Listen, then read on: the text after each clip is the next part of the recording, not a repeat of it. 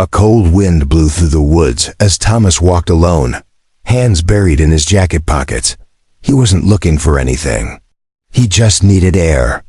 Ever since the last war ended, Earth had grown quieter. Too quiet. It wasn't peaceful. It was the kind of silence that came before another storm. No news, no transmissions from the colonies, and the sky hadn't lit up with passing alien ships in weeks. As he walked deeper into the trees, something made him stop. A faint, sharp sound like a soft chirp, broken and struggling, reached his ears. He turned toward it. Hidden between tall grass and fallen leaves was a small creature flapping weakly on the ground. A bird? He crouched slowly.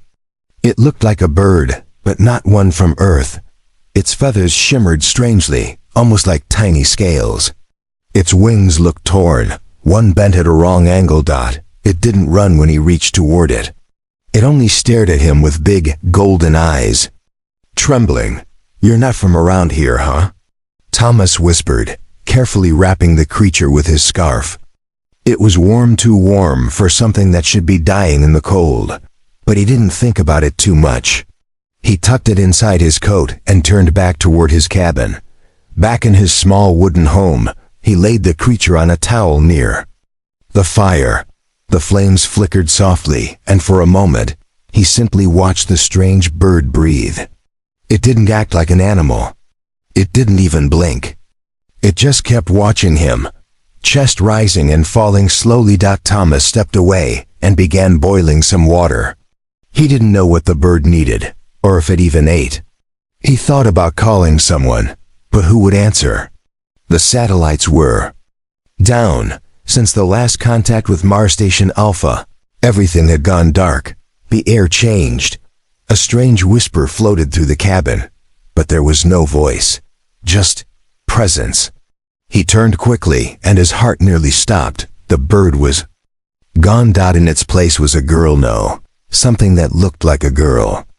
She was kneeling where the bird had been, wrapped in his towel, breathing hard. Long silver hair clung to her wet skin, and her body shimmered like her feathers had. Her golden eyes were the same, wide and still staring straight into him. Thomas backed up, hand reaching for the knife on the counter. "Who are you?" he said slowly. She tried to speak, but coughed instead, holding her throat. Her lips moved, but her voice was hoarse, broken. "No. Hurt." She managed to say. He didn't move. The air in the room felt heavy. Not like danger, but like a secret too big to be real. She looked like someone who had escaped from something terrible. Her shoulders were marked by bruises, strange cuts ran down her back, and her hands, thin and shaking, looked like they had been bound for too long. "What are you?" Thomas asked. She blinked, then touched her chest softly. "Ray," she said. "I was fleeing. They hunted me." "Who hunted you?" She looked up, and her voice trembled. "The others, my kind." Thomas lowered the knife.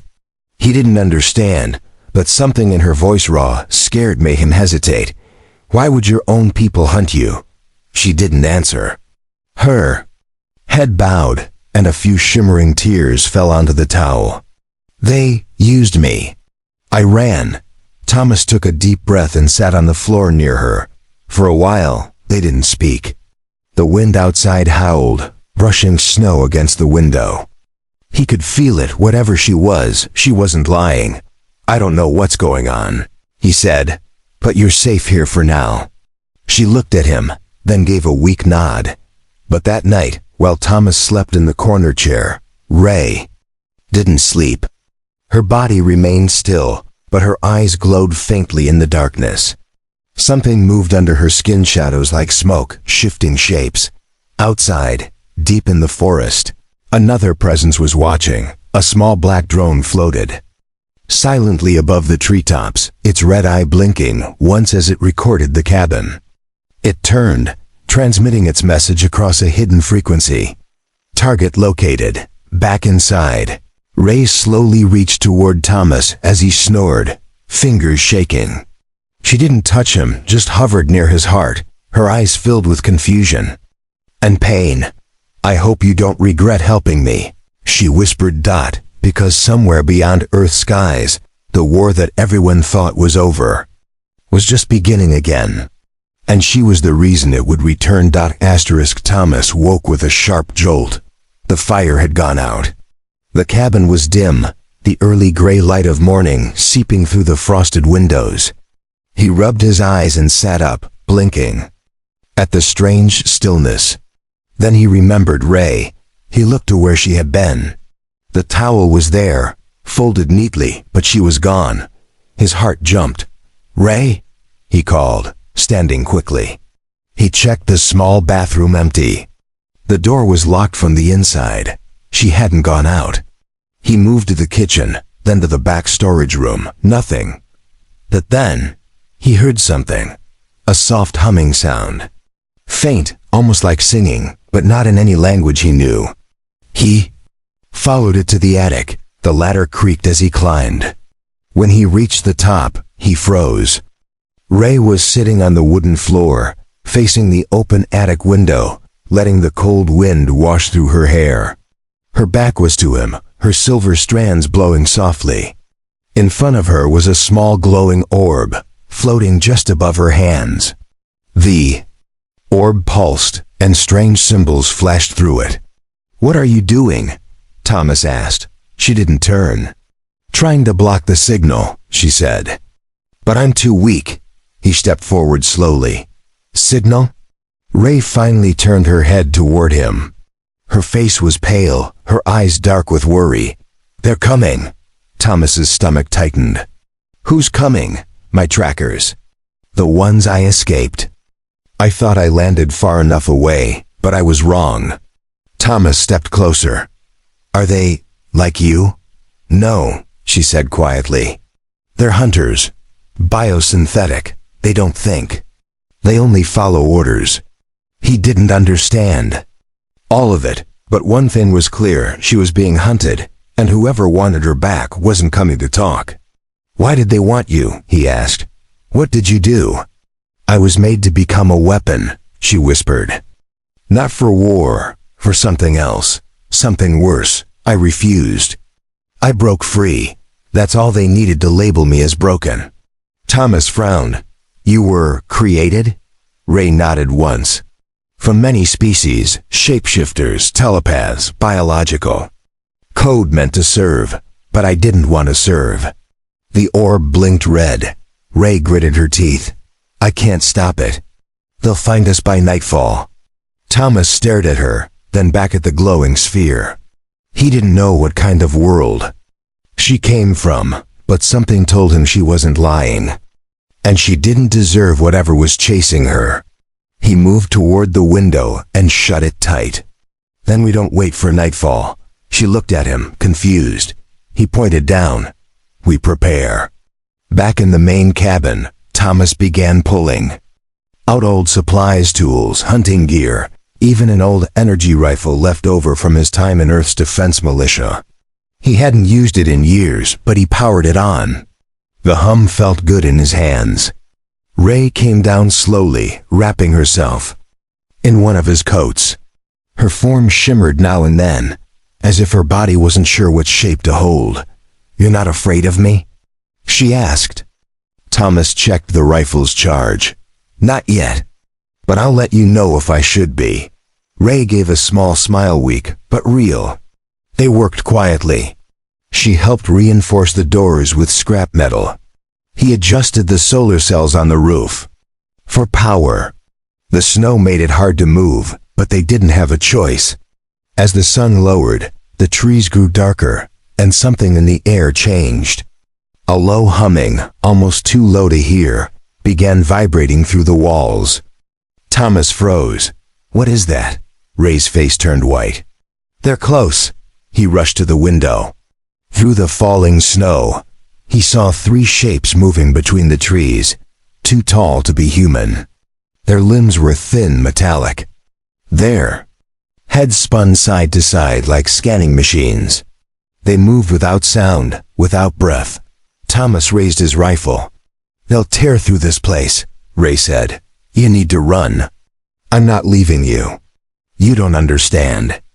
She said, "If they get me, They'll tear my mind apart. They'll learn about Earth, about humans. Thomas stared at her. Then we fight. She stared back at him, and for the first time, something flickered in her chest. Something human.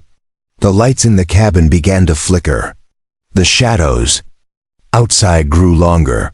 3 red eyes blinked in the woods. Then began moving forward. Thomas gripped the rifle tighter. They're here. The first strike came without warning. A high-pitched whine filled the air, followed by a blast of searing light that shattered the front window of the cabin. Glass exploded inward. Thomas dove across the floor, pulling Ray down with him as a chunk of the wall burst apart. The first hunter stepped through the snow like a ghost, tall, silver, sleek. Its limbs bent in unnatural ways, and its face had no mouth, just a glowing red eye that scanned back and forth. The second hunter flanked the right side of the cabin, and the third circled to the back. They're trying to trap us, Ray said, breathing hard.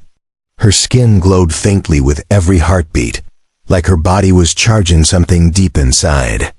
Thomas crawled to the corner and aimed his rifle at the front. How do we kill them? You can't, Ray whispered. Not with that. They heal. The only way to stop them is to overload their core, but you'd have to hit the exact spot. Inside their chest. And even then. Better than waiting to die, Thomas growled. The front door creaked. The hunter didn't bother opening it. It stepped straight through, pushing it off its hinges with one smooth motion. Inside the cabin, the temperature dropped suddenly. Thomas could see his breath. His finger tightened on the trigger. Ray stood up slowly, her eyes glowing. The hunter turned its head toward her, then it moved. Thomas fired. The blast hit the creature in the chest, throwing it back slightly, but it didn't fall. Its metallic chest smoked, but it recovered instantly. And kept walking. Thomas cursed, aimed again. Ray suddenly shouted, "Stop!" She stepped forward, her body shifting. Her skin turned silver, her hands stretched into sharp claws, and her voice came out in a layered echo. "They came for me, so let them face me." The creature lunged. She met it head-on. Ray leaped, her form shifting mid-air into something. Between woman and beast, long claws, shining teeth, and wings of light. She slammed into the hunter, knocking it through the wall and out into the snow. Thomas ran to the breach, saw the two of them fighting. Sparks flew as Ray slashed into the hunter's chest. But it retaliated quickly, stabbing her side with a thin, glowing blade from its wrist. She screamed and collapsed backward. Thomas didn't hesitate. He took careful aim and fired at the exposed spot Ray had opened. The energy blast struck. True, the hunter's chest lit up in red, then white, then exploded in a bright flash. Its body fell in pieces, twitching before going still. Ray groaned in the snow, clutching her side. Thomas rushed to her. "Can you move?" "Why, yes." She breathed, face pale. But the other two, before she finished, the second hunter burst through the back wall. Thomas turned and fired, but it dodged the blast easily. It moved like smoke, too fast. Ray growled, trying to stand, but her legs buckled. The hunter raised a long blade toward her. Thomas threw himself in between. The blade sliced across his arm, sending pain screaming through his nerves, but he didn't fall. He tackled the hunter, ramming it into the fireplace. Sparks exploded, and Thomas grabbed a metal rod from the burning coals and shoved it deep into the hunter's neck joint. The creature shrieked in a strange mechanical pitch and staggered back. Ray, through gritted teeth, raised one hand. Her fingers glowed, then fired a concentrated pulse of blue energy into the hunter's chest. Direct hit. The creature froze mid-step, then collapsed in a pile of shattered limbs. Smoke filled the cabin. Thomas dropped to one knee, blood dripping. From his arm, Ray dragged herself over, still glowing faintly. "We have to run," she said weakly. "The third one isn't just a tracker, it's an enforcer. If it gets a signal out, Others will come. Where do we go? She pointed toward the forest. There's an old relay bunker alien tech buried deep underground. I can hide the signal there. But we have to reach it before nightfall. Thomas glanced around. His broken cabin walls burned, windows shattered, snow drifting in. He looked at Ree, wounded, but alive. And the final hunter, still out there. He nodded. Then let's move. Together, they stepped into the snow, leaving behind the last warmth of safety. The forest stretched ahead, quiet, cold, and watching. And behind them, something metallic moved in the shadows, slow and patient. The Enforcer had locked on. Asterisk snow crunched beneath their feet as Thomas and Ray pushed deeper into the forest. The trees grew denser, the wind colder. Ray leaned on him for support, each step a struggle.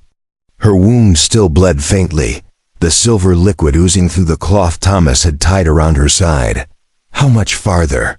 He asked. 2 miles, she said weakly. Through the ravine, then underground. There's a hatch hidden beneath. A false tree root. Thomas glanced over his shoulder. The woods were too quiet. No birds, no animals. Just the whisper of wind and the feeling they were being followed. Will the bunker protect us? It will mask my signal, Ray replied. If we reach it before the Enforcer broadcasts, it won't find me again. And if we don't? Ray didn't answer. They reached the edge of the ravine 20 feet deep with jagged rocks below. A frozen stream lay at the bottom, winding through the shadows. Thomas spotted a narrow slope down. Not safe, but faster. We'll take the drop, he said. No, Ray said. Too dangerous. You could break your leg. Better that than staying exposed. He didn't wait. He carefully helped her down, using roots and rocks to steady their path. She winced, clutching his shoulder, but said nothing. At the bottom, they crossed the frozen stream. Ray suddenly stopped, eyes wide. He's close. Thomas turned. From the trees above the ravine came a soft sound like metal dragging over stone. Then, silence. A moment later, a blur dropped from above. The Enforcer landed in front of them, silent, towering. Its frame was heavier than the others, black and armor-plated. Red lights ran along its arms. It didn't speak. It didn't move. It just watched. Thomas raised his rifle instantly and fired. The blast hit the Enforcer square in the chest and bounced off like it was nothing. Ray shouted, "Run!" They turned and sprinted along the frozen stream, slipping over patches of ice and fallen branches. Behind them, the Enforcer moved with terrifying speed, its footsteps eerily soundless. Ray pointed ahead. There, that rise. They reached the mound of snow and roots. Ray dropped to her knees and began tearing at the frozen earth. Thomas turned, covering her, heart pounding. The trees behind them were empty. Too empty. Then the Enforcer leapt from the canopy, slamming down between the trees like a meteor. Thomas fired again, but it was like shooting a mountain. The Enforcer swatted the rifle away and lunged. Ray screamed. Her hand hit something metal. Beneath the dirt, a handle. She pulled it. The hatch clicked open with a hiss. Thomas shoved Ray inside, just as the Enforcer's blade sliced toward them. It scraped his back, burning through his jacket. He fell into the bunker with Ray as the door slammed shut above them. Darkness. They lay in silence, breathing hard. Then dim lights flickered on along the underground corridor. Smooth alien walls stretched forward, lined with blinking controls and soft blue light. The air was warmer, quieter. Ray stood slowly, one hand against the wall. Her body shimmered faintly, her strength returning. Thomas groaned, holding his back. I think it just missed. I'm sorry, Ray whispered. I didn't think they'd send that one. He looked around. This place, what is it? It's from before your kind ever came to the stars. A listening post, hidden beneath Earth after the first contact was made. First contact? You mean aliens came here before? Ray nodded. Long ago, but Earth wasn't ready. So they buried their tech and waited. Thomas shook his head in disbelief. But now, Ray said, voice heavy, they'll come again. Because of me. She walked toward a console and placed her palm on it. A hum began to fill the chamber. The lights turned blue, then green. A screen flickered to life, showing swirling energy patterns, then a red pulse. The Enforcer's signal, it's trying to broadcast my location, she said. To the Dominion core. Can you stop it? I can try, but I'll need time. And if the Enforcer finds another way to transmit, we destroy it, Thomas said. Ray looked at him, surprised. You keep risking your life for me. Why? He stared at her, tired but determined. Because no one deserves to be hunted like that. And because I've seen what monsters look like. You're not one of them. She blinked, a tear forming in her golden eye. Thank you. Then the lights flickered again. The bunker's walls trembled. The Enforcer was digging, and they were running out of time. The ceiling shook. Dust rained down from above as Ray and Thomas looked up. The deep, echoing thud of metal slamming against soil and rock filled the bunker like a slow heartbeat. The Enforcer wasn't giving up. It was digging straight toward them. How long until it breaks through? Thomas asked, gripping his side where the Enforcer's blade had grazed him. Minutes, Ray said. She moved quickly now, her hands flying across the alien console, symbols flashing in blue light under her fingers. I've locked part of the signal, but the core pulse is still active. I need more time. Thomas scanned the bunker. Is there another way out? There's an emergency exit tunnel that leads toward the canyon ridge. But if we use it too soon, we lose the chance to block the signal permanently. If that happens, others will come. Thomas cursed under his breath. So we fight again. Ray shook her head. We might not survive this time. The Enforcer was never meant to be stopped by one person. Good, Thomas said with a faint grin. Then we'll stop it together. The lights flickered. Again. This time, a loud, sharp crack tore through the ceiling. A large chunk of rock fell to the floor. Then they heard the hiss, the unmistakable sound of metal slicing through earth. A long spear-like drill punched through the ceiling. The Enforcer had arrived. Ray turned and grabbed Thomas's hand. I have one last option, she said, but it's dangerous. I can shift fully into my original form. But if I do that, I might not come back from it. What do you mean? I was designed to be a hybrid war form. My true shape is unstable. It breaks me, changes me. But it's strong enough to fight the Enforcer. Thomas stared into her golden eyes. Will you survive it? I don't know. He tightened his grip on her hand. Then don't. We do this together. Give me a weapon. Show me where its weak point is. Another metal arm burst through the roof. Ray looked at him like she was trying to memorize his face, and then turned to the control panel. There's a weapon vault. Press that panel on the far wall.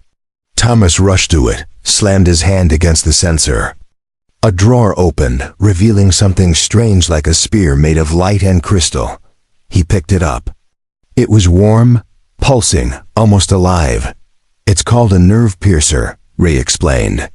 One strike to the Enforcer's neural spine can disable it, but you'll have to get close, very close. He gave a tight nod. The roof exploded. The Enforcer dropped down, landing in a thunderous crouch.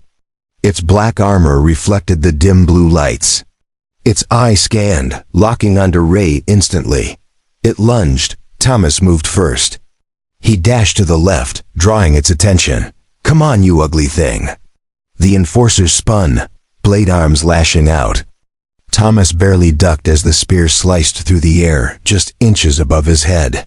Ray raised her arms, glowing bright. Her body shimmered again. Shifting flickers of wings, horns, and silver scales appeared briefly. She screamed and fired. A shockwave that pushed the Enforcer back. Thomas used the moment. He jumped onto the console, then onto a broken support beam.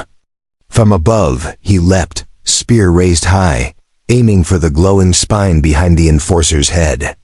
The Enforcer saw him mid-air. It twisted and caught him. Its hand wrapped around Thomas's throat and slammed him to the ground. The spear flew from his hand, skidding across the floor. Ray screamed, her voice echoing with inhuman force. She rushed forward, claws bursting from her arms.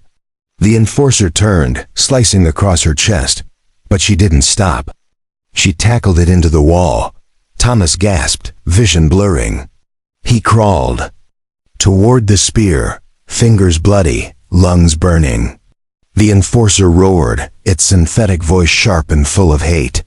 It tossed Ray across the chamber, her body crashing into a console.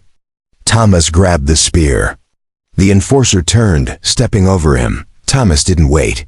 He rolled to his feet, roared, and jammed the spear deep into the Enforcer's back right, into the glowing lines along its spine.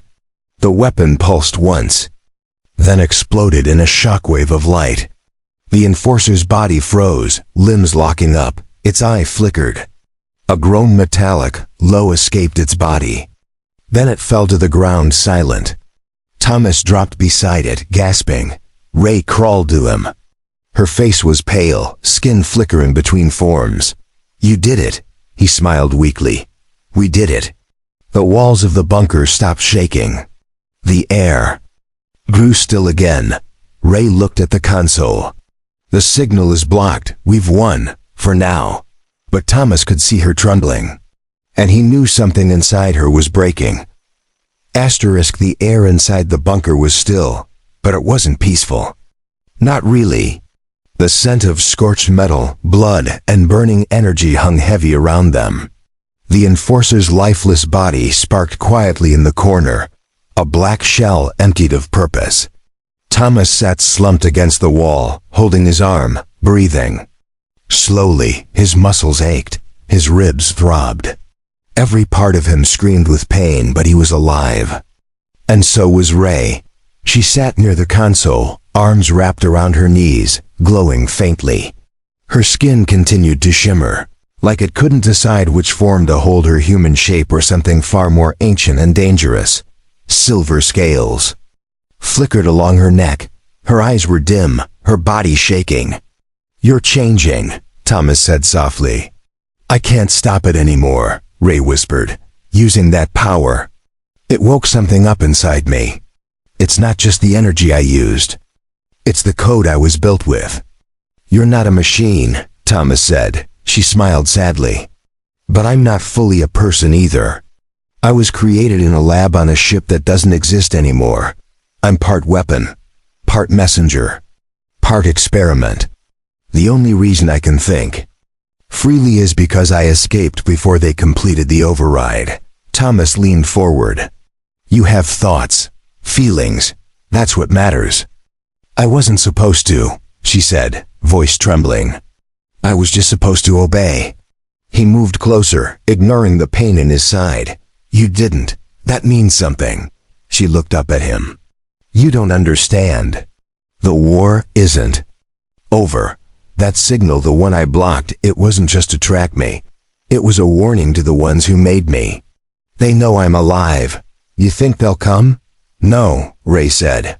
"I know they will." Thomas's heart sank. "How much time do we have?" "Days, maybe less. They'll send more than enforcers. They'll send harvesters, sweepers, ships that scan whole regions of the planet. And if they detect me again, they'll burn everything nearby, towns, cities, people." He didn't speak for a moment. Then, quietly, he asked, "Is there a way to stop it? Not just hide, but stop all of it?" Ray hesitated. "Maybe, but I'd have to do something I promised myself I never would." "What?" "I'd have to complete the connection," she said. "Merge with the command network I was designed to speak with. If I do it right, I can send a final command. Erase myself from their memory." Thomas frowned. "And if you do it wrong?" "I die," she whispered. "Not just physically, my mind, everything I am gone." He stared at her. You'd give up your life to protect Earth? I'd rather choose my end, Ray said, than let them use me again. Silence stretched between them. Thomas leaned closer. There has to be another way. I've thought of every way, Ray said, but nothing works without that risk. If I connect, I might be able to rewrite part of their system, bury my location so deep they'll never find. And if they trace it back? Then I'll make sure there's nothing left to trace. Thomas stood slowly. Then I'm staying with you. We'll face it together. No, Ray said quickly. If I do this, the energy burst could kill anything nearby. Even you, he clenched his fists. I'm not leaving you again. I fought beside you. I nearly died for you. You think I'd walk away now? She didn't answer. Her eyes shimmered again, not from alien power, but tears. I'm scared. She whispered. I am too, Thomas said. But we keep going. He helped her to her feet. Her body was hot with energy, pulsing, unstable. The console blinked in patterns he couldn't understand. Ray placed both hands on the panel, and the entire bunker lit up with symbols. I'll start the merge, she said. Once it's active, there's no turning back. Thomas nodded and stepped back. Then do it. I'm right here. The bunker vibrated as the air grew heavy. Symbols raced across the walls. Ray's body rose slightly off the ground, eyes glowing white, her form flickering between alien and human like a strobe of light. Thomas stood, heart racing, watching as the one person he barely knew prepared to sacrifice herself to save his world. And above them, high above in Earth's orbit, something ancient had started to wake.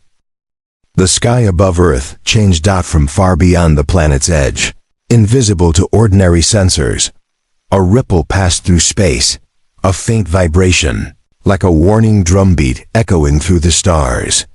Deep within the command network of the alien Dominion, something had shifted. The data was incomplete.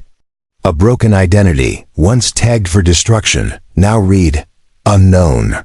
Null, vanished, but the cost of that erasure was still being paid below. Inside the buried alien bunker, Ray hovered mid her body, no longer fully solid, no longer entirely hers. Energy surged from the console into her chest, flooding every part of her with power too ancient, too immense. Her skin cracked with glowing veins of blue and white. Her eyes had gone blank, consumed by the stream of code ripping through her mind. Thomas stood just a few feet away, jaw clenched, hands trembling. The heat coming off her was unbearable. Sparks flew from the walls. The floor vibrated beneath his boots. Ray! He shouted, trying to break through. She didn't respond. She wasn't there anymore. Inside her mind, Ray floated in a sea of voices, millions of them, commands, orders, languages she didn't speak, systems demanding access, codes verifying identity. She pushed against them all, shielding the small piece of herself that still remembered a name, a face, a touch.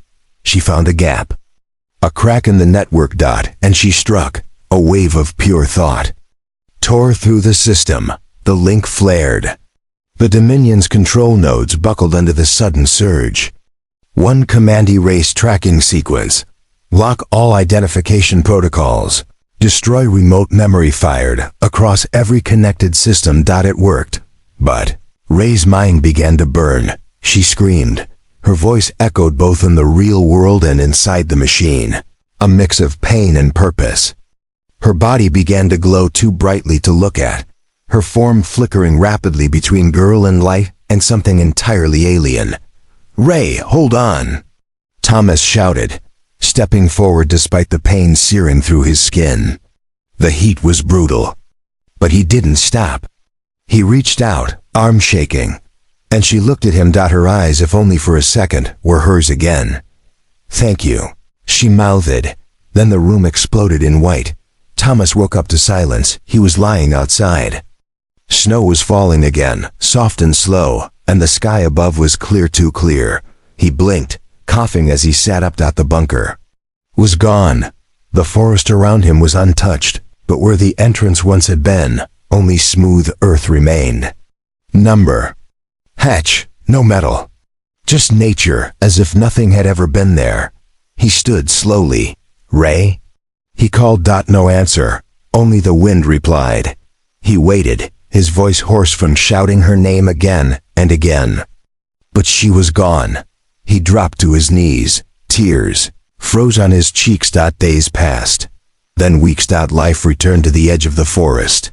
The skies remained quiet. No alien signals, no ships, no hunters. Whatever Ray had done had worked. The war she feared never came. Earth was left alone. Thomas went back to his cabin, though it was nothing more than charred wood and broken beams. He rebuilt it slowly. Not because he needed a home, but because she needed to be remembered. Inside, by the window, he kept something. Wrapped in cloth, a single feather, silver, smooth, warm to the touch. Sometimes, it shimmered faintly. He didn't know if she had died, or simply changed, or if she now lived in the stars, far away. But one thing stayed with him, the memory of her voice, trembling but strong. I wasn't made to feel, but you made me real.